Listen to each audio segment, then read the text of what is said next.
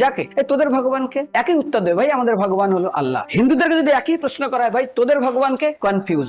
100% Hindu 100% confuse, জানে না ভগবানকে। দ্বিতীয়ত, যদি তুই মুসলমানকে জিজ্ঞাসা হয় তোরা মসজিদে কেন যাচ্ছিস, ওদের শিখানো হয় মসজিদে যেতে হবে নামাজ আদায় করার জন্য।